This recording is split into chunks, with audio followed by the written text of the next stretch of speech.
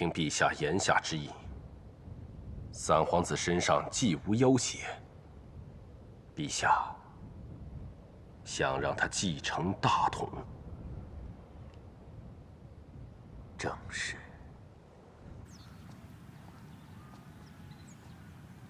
真没想到，原来体内没有封印的冲撞，竟是如此轻松。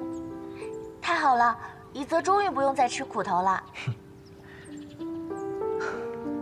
阿软，要是那天我死在一谷之树中，你会怎么样？如果真的是那样，我一辈子都不会原谅夷则。我是不希望你难过，也真的不知道该如何与你道别。只要我看着你，我就说不出再见。我不舍得，更不忍心。夷则，你不相信我吗？阿软姑娘，何出此言？如果你相信我，就会告诉我一切。不管夷则做什么决定，我都会支持你的，因为那是你想做的事情。只是，你不该瞒着我。如果就这样不明不白地分开，我日日牵挂夷则，却不知道你已不在人世，这是比伤我的心更残忍的事情。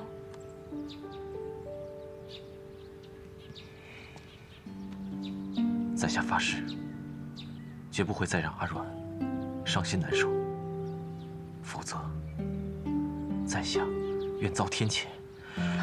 不要乱说，夷则好不容易闯过这一关，你一定会好好的，我们都要好好的。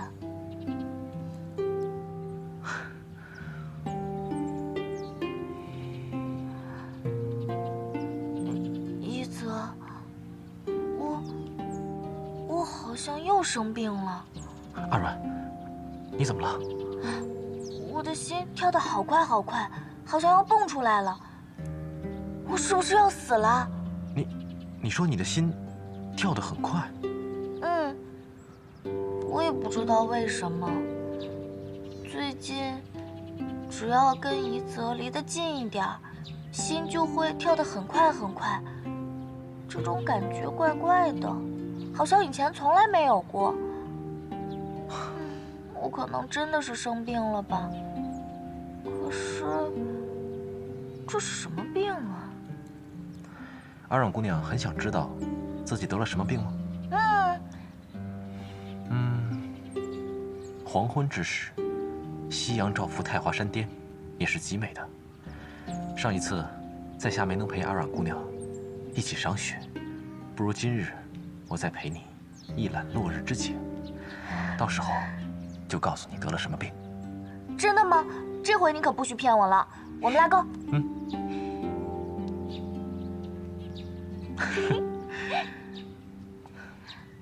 夷则，你太好了。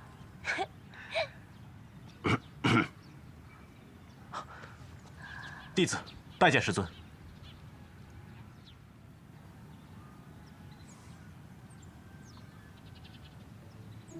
阿软姑娘，哎，觉微长老，你走路真的没有声音啊，跟我在长安客栈看见的小花猫似的。阿软，不得无礼。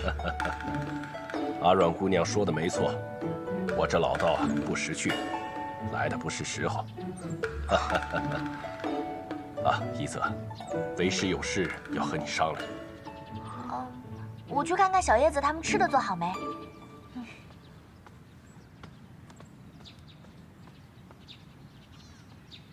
夷则，跟我来。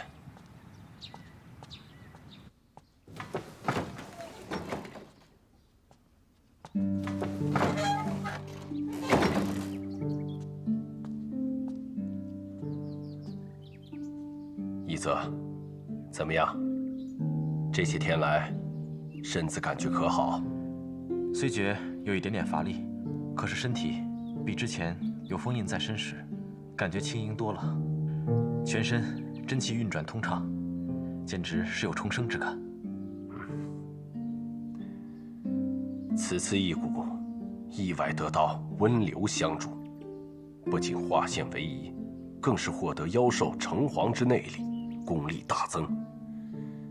确实因祸得福，否极泰来。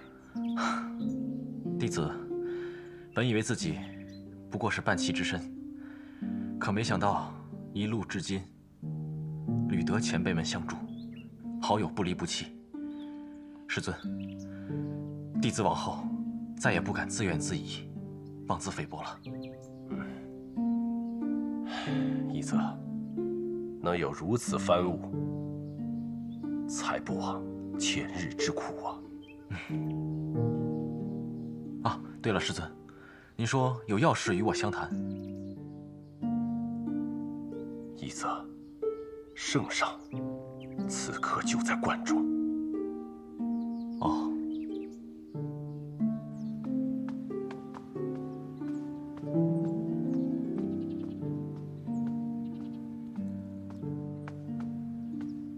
他来到底是为什么？圣上亲临，未带一兵一卒，自是要你回皇宫。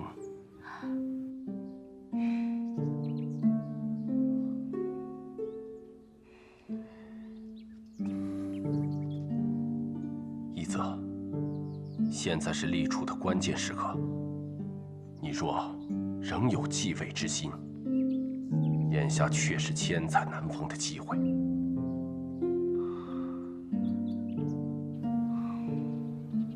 一泽，你往后有何打算？仍是要同那3位小友寻找昭明剑，对抗刘月成吗？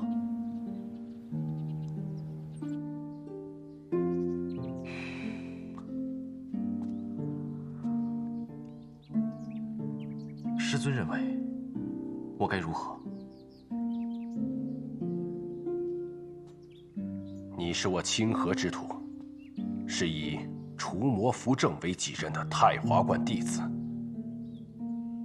刘月成一事，关乎天下安危，我该当劝你遵守约定，与3位小友共赴使命。可是，你又不仅仅是我太华弟子，更是一国之皇子，你的一举一动举足轻重，一人安危，关乎社稷之成绩。莫说圣上有此感慨，连我这避世之人都不得不承认，妖骨剔除，你是继承江山的不二人选。一泽，无论怎样，路要自己走，主意要你自己拿。一泽，你若不想见圣上，我便帮你回绝；你若为难与3位小友之约定，我会替你出面，助他们一臂之力。师尊，圣上如今人在何处？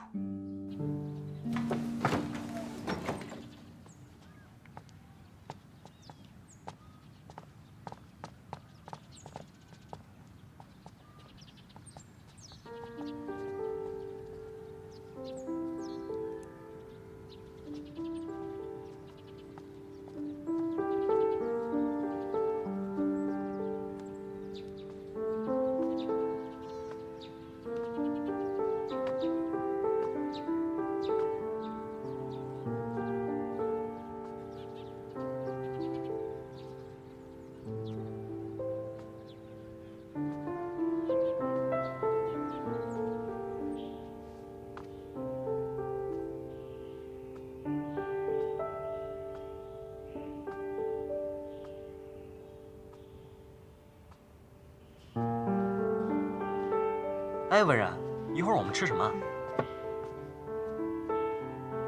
阮妹妹，你怎么回来了？粥怎么也端回来了？这是怎么了？谁把我们仙女妹妹的魂儿给勾走了啊？之前不是好好的，跟一泽吵架了？小叶子，文人姐姐，我们什么时候走？一泽身子这2天刚恢复点儿，等他再休养几天，我们就出发。一泽跟我们不同路。蕊妹妹，你说什么呢？我到现在才想明白，一泽说的秘密任务是什么？什么？就是一蛊啊！在星罗岩的时候，一泽说过，只有留下性命，才能登上皇位，为娘亲报仇。这些，都是他的真心话。蕊妹妹，你别胡思乱想，等一泽回来，咱们问清楚便是。这些都只是猜测，不算数的。一泽的皇帝爹爹来了，要带他回宫。什么？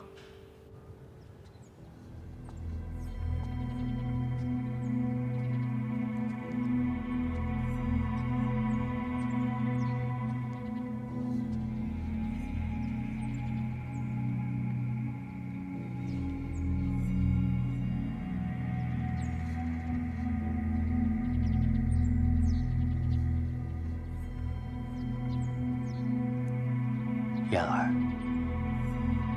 你瘦了。父皇倒是一点都没变，还是那般凛然盛气。朕老了，身体大不如前，许多事情已是力不从心了。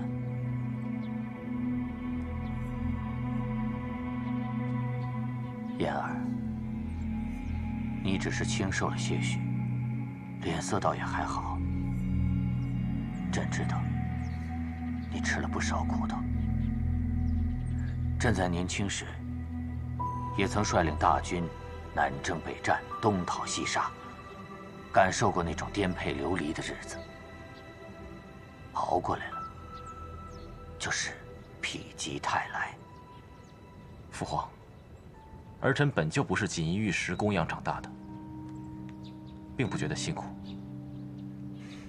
很好，朕的几个皇子之中，只有你最像朕，因此也最得朕器重。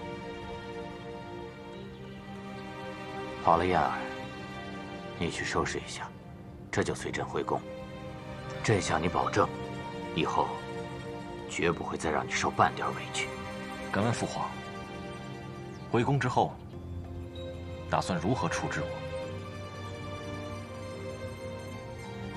你二皇兄打着朕的旗号，屡次妄图对你不利，朕已经狠狠训诫过，也命他撤掉了暗卫。你放心，从今往后，一切都有父皇为你做主。为我做主？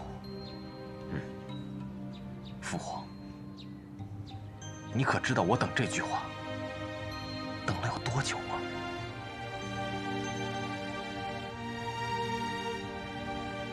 昭宁羁旅之事，以后绝不会再有人提及半字。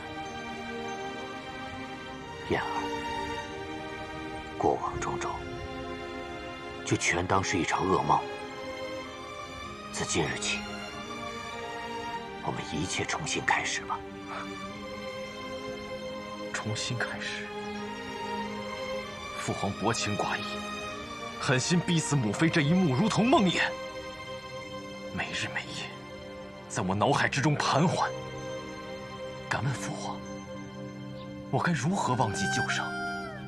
该如何重新来过？此死淑妃，亦非朕所愿。然而众老臣以死相见，称妖女入宫，玷污皇家血脉，动摇国之根本。朕若不处置她，如何给文武百官一个交代？又如何堵住悠悠之口？但是朕从未想过伤害你。红珊甘愿牺牲自己，也是为了要保全你呀。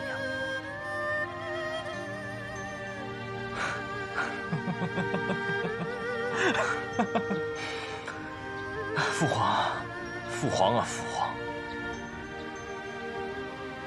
你当真一点都没有变，还是如此冠冕堂皇，矫饰违信。敢问父皇，你此行亲自上山的真正目的，到底是为何？你无非是想知道我身上是否还有一滴妖血、一丝妖气。若一股并不彻底的话，我敢说，我非但回不了皇宫，我下半生都将被你囚禁，或者直接处死，以绝后患。对，也不对。李彦，这好言相劝，你莫要得寸进尺。三皇子李彦背德叛逆，在公主祭礼上已经被你处死了。往后，世上只有下一泽，而你再也不是我父皇。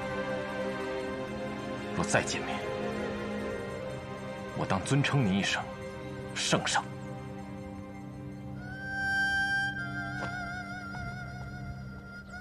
李彦，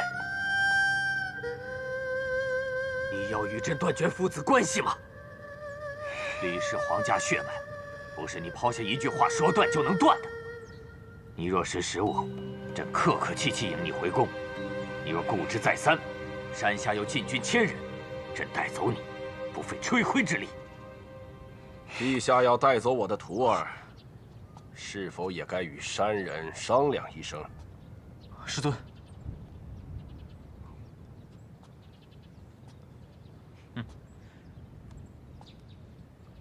太华观亦非世外仙境，朕身处王土，教训自己的皇儿，与你何干？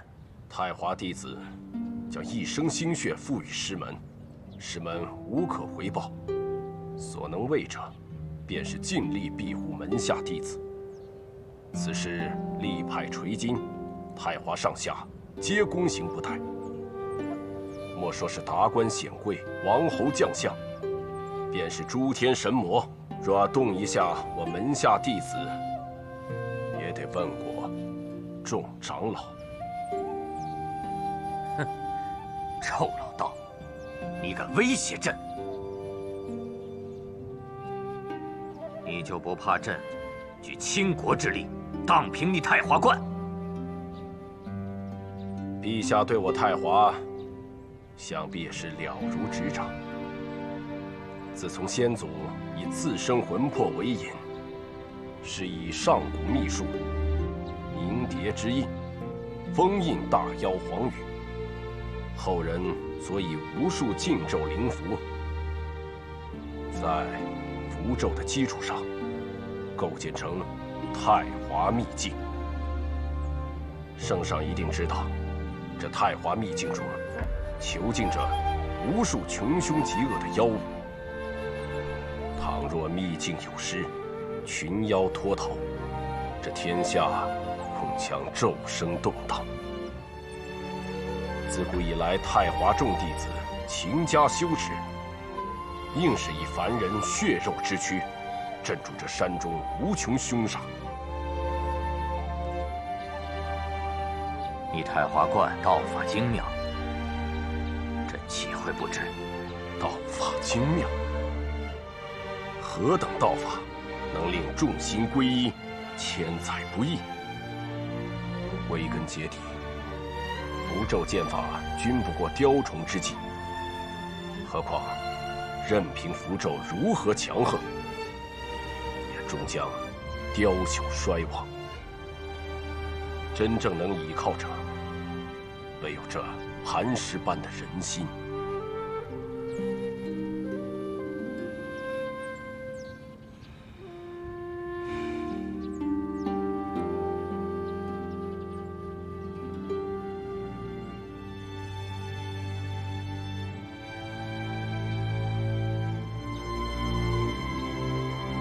朕最后问你一次，是否跟朕回宫？在下下一则，心意已决。好。当没有你这个不孝逆子。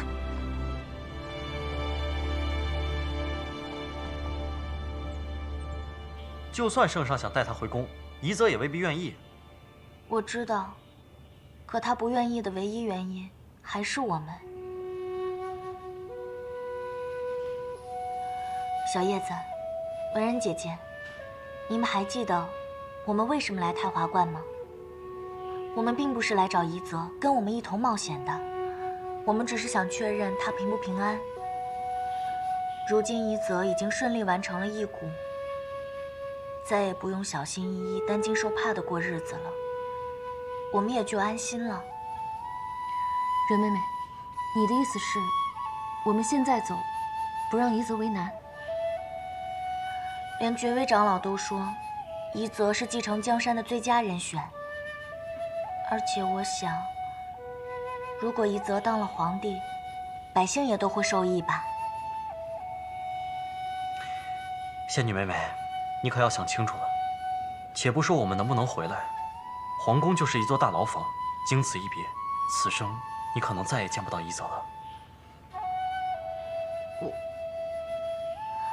我也很舍不得夷则，可是每个人都有他该去完成的事情。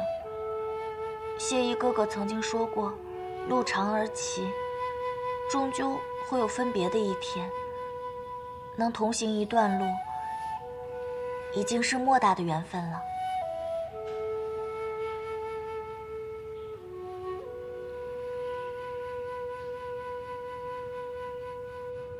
圣上虽是我父皇，可19年来，没有一日我不是提心吊胆，伴君如伴虎，生怕说错一字，或做错一事惹怒了他，或与人把柄，连累母妃。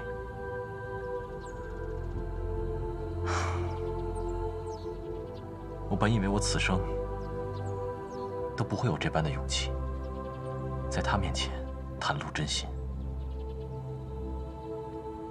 夷则，你长大了，也真正的强大了。可能是如今我一无所有，反而再也不惧怕他了。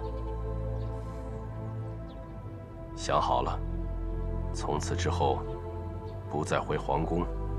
是，那个地方我厌恶至极，整日都是尔虞我诈，朝臣、嫔妃，甚至兄弟，哪一个不是口蜜腹剑，居心叵测，日复一日，勾心斗角，犹如在刀尖上行走。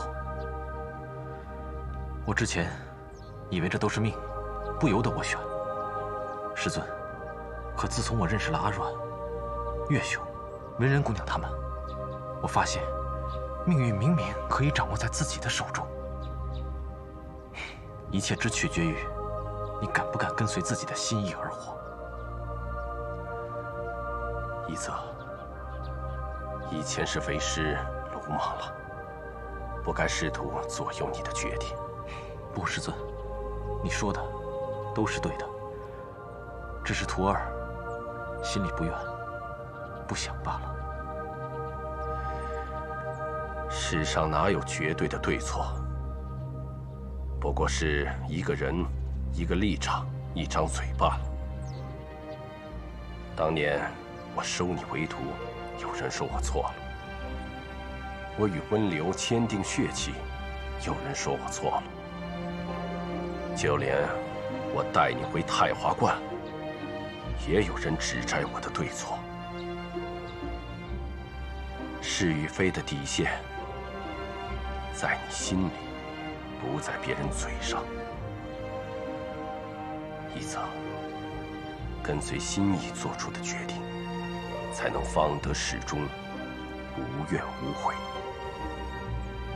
是，徒儿牢记师尊教诲。好，你和阿阮姑娘还有约定，去吧。是，师尊。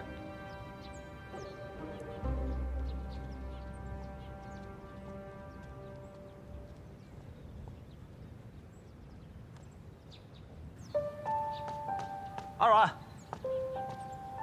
岳兄，阿软。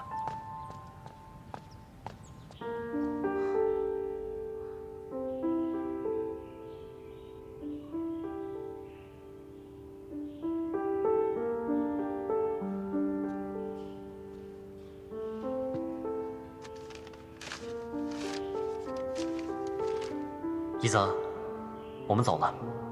勿念，今后要当个好皇帝。等我们大败刘月成归来，你给我们封田赏地，到时候再封我一个救世大将军当当。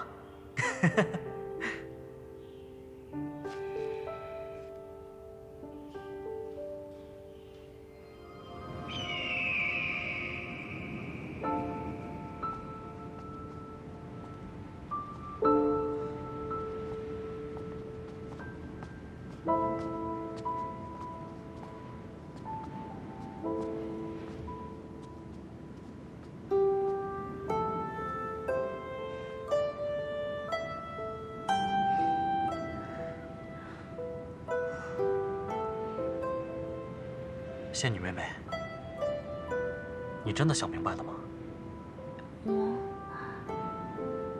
我只知道，我不想让一泽难做，不想逼他做出选择，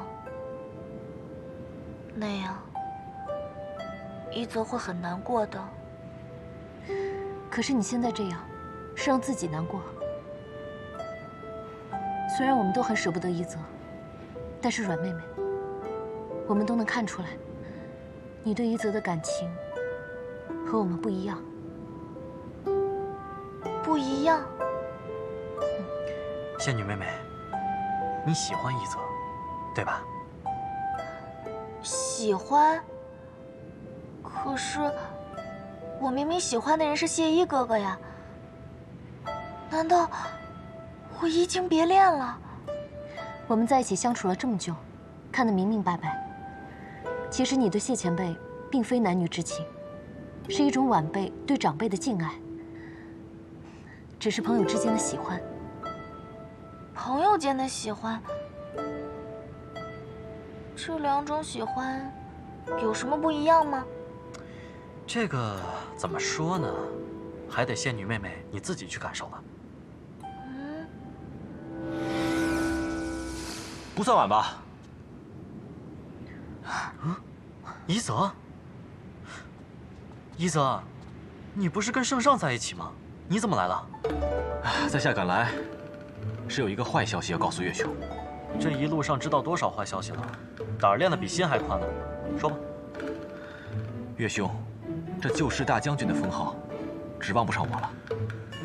封田封地，更是没戏了。一泽，你不当皇帝啦？再说了，岳兄，定国公富可敌国，良田封地，恐怕3辈子都享用不尽。你可是欲求不满？我只知道老爹在乡下有几间屋子，难道还不止这些呀？反正我现在真的一无所有，说不定将来还得求定国公收留呢。哼，好说好说啊！只是啊，你要认准我爹，千万别招惹我娘。好，一言为定。一泽，一边是九死一生的冒险，一边是环卫江山，你当真想清楚了？这20年来，没有一日比现在更清楚。我很清楚自己想要什么，无论结果如何，义无反顾，无怨无悔。哎，文然，那边风景不错，我们去那边看看吧。走啊！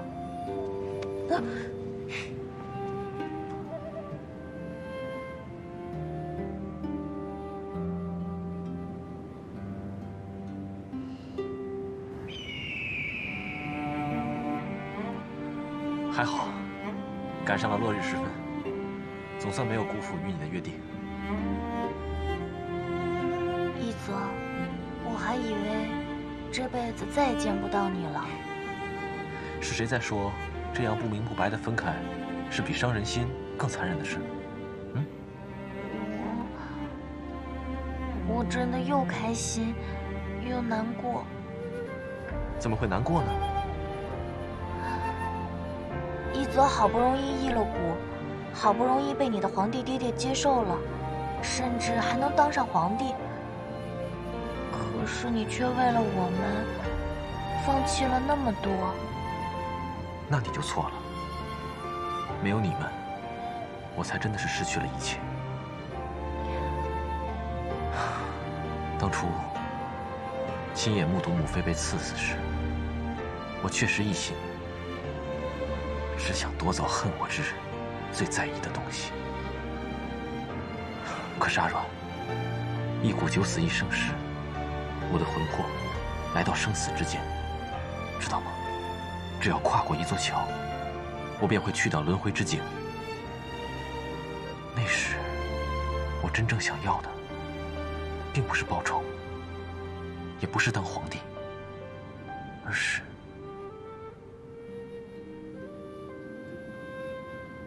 什么？而是想见你一面。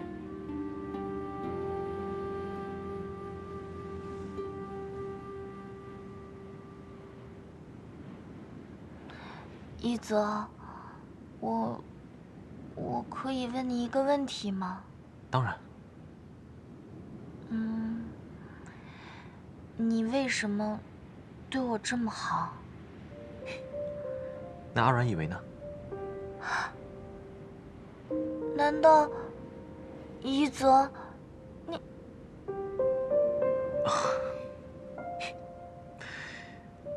阿软，记得我先前答应过你，等夕阳西下时，便会告诉你究竟得了什么病。啊，想起来了，一泽，你快告诉我，我琢磨好一段时间了。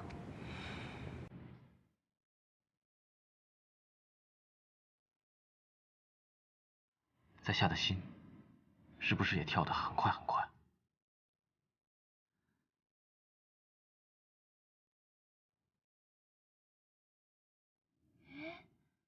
一泽的心怎么也快要蹦出来了？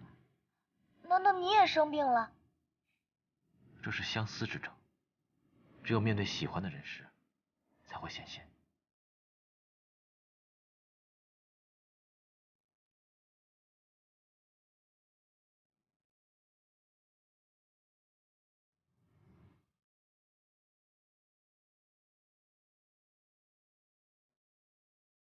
我好像突然明白两种喜欢之间的区别了。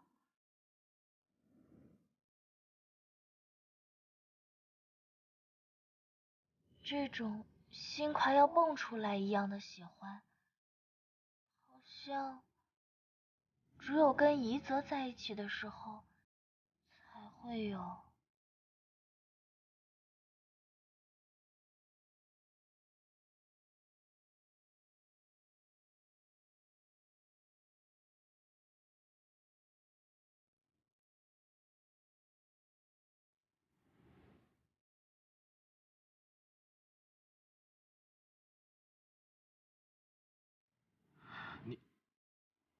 你怎么又不说话了？我又不是人，也没被人喜欢过。你们人在这种时候会说什么呢？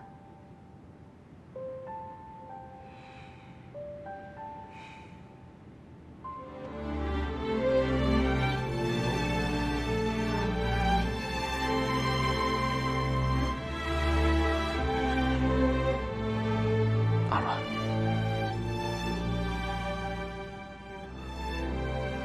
我喜欢你。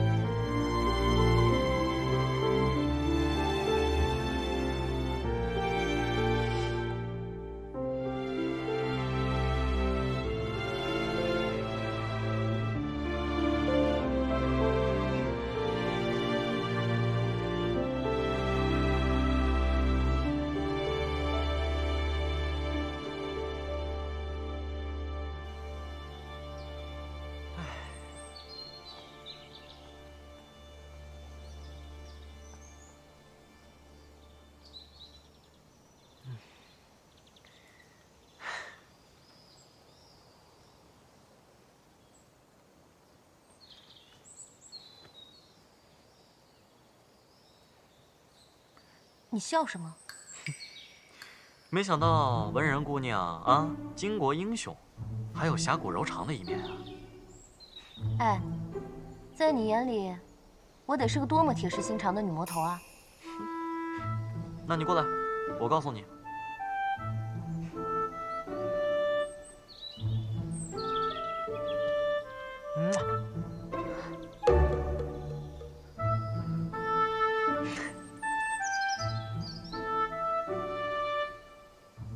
喜欢吗？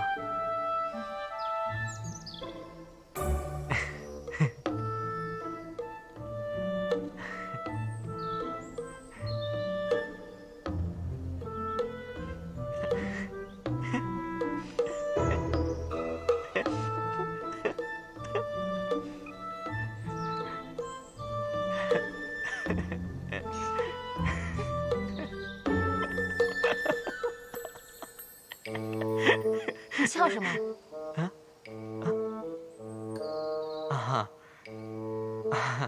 文人姑娘巾帼英雄，没想到还有侠骨柔肠的一面啊！哎，在你眼里，我得是个多么铁石心肠的女魔头啊！那你过来，我告诉你。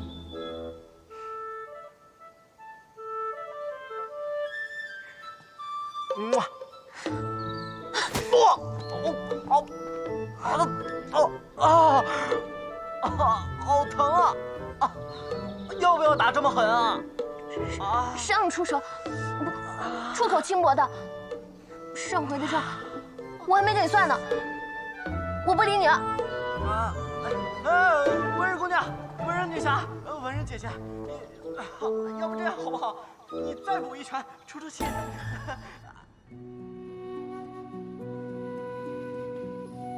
等到刘月成的事情结束了，我就陪你踏遍天涯，直到找出抑制灵力流失的方法。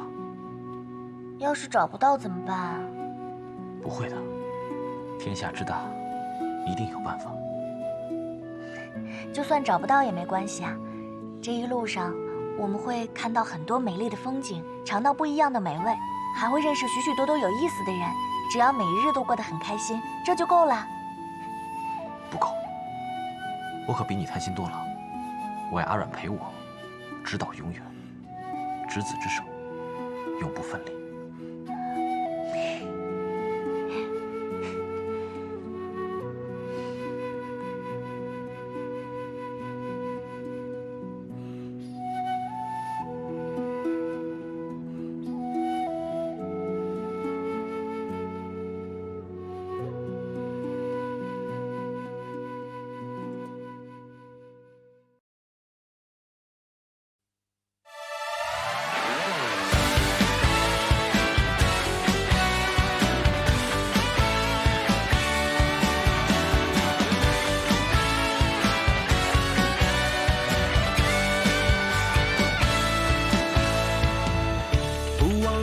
生走这一遭，悲欢离合，不放我逍遥。历经长夜知今朝，世间情，方能知晓。不忘心存，只念一个，就算最终追求而不得，倾注众生再回首，叹命运无常，却已枯萎了。志大策骏马，扬剑行侠，不负输在林华。风吹枝头花，艳红的晚霞，皆成为难忘的画。众人之初生来有几多偏差，为自己能云地将这故事写下。千山万水，这一程出就过天涯，路在我脚下。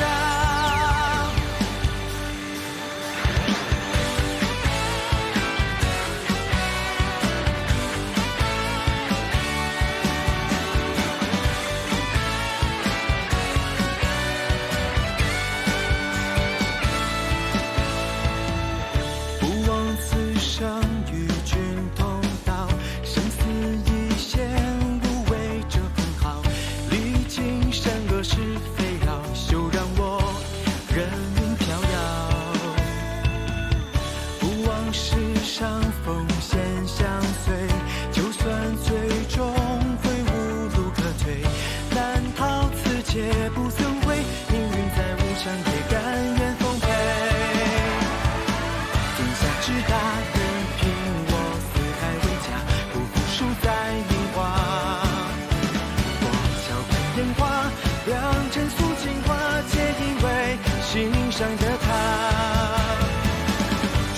之初生来无几多偏差，为自己能云笔将这故事写下。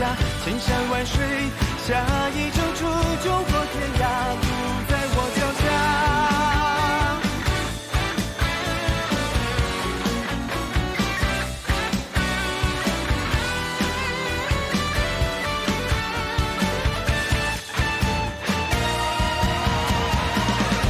是大人凭我四海为家，不负输在年华。我笑看烟花，两针素情话，皆因为心上的他。中间之初生来无几多偏差，为此只能云笔将这故事写下。千山万水，下